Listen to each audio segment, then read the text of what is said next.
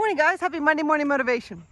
This morning I am thinking about two groups of people going about their very boring daily tasks, doing the things that they just had to do even though they didn't really want to.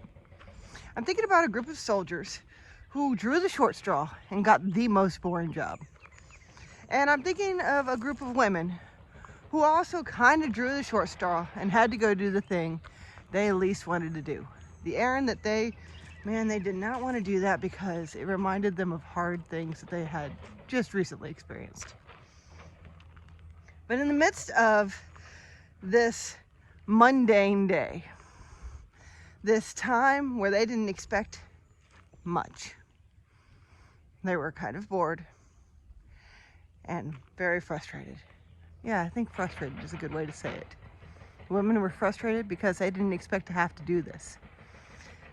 The soldiers were frustrated because they wanted to be doing manly, soldierly things, fighting battles and guarding more important things and such.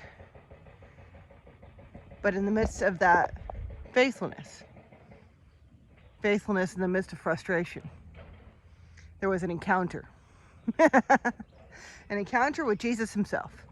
What I'm talking about, what I'm describing right now, is that moment of resurrection where Jesus rose from the tomb and they found the grave empty and the angel greeting them.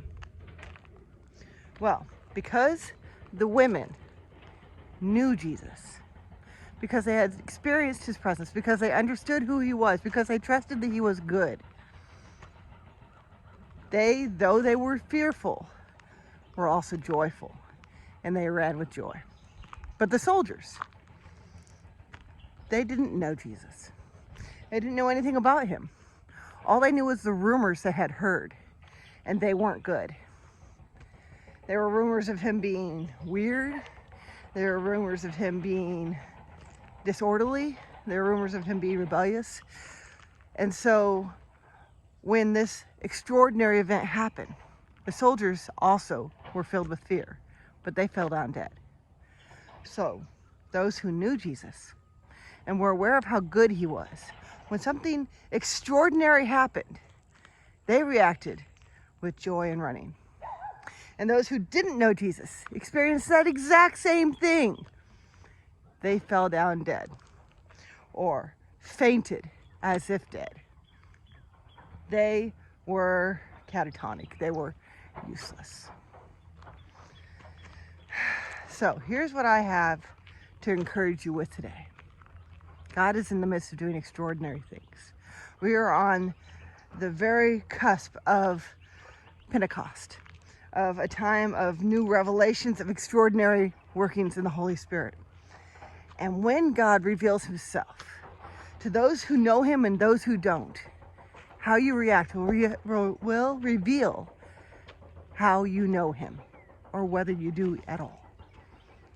Let me say that just one more time. When extraordinary things happen, how you react will reveal whether you know God or not.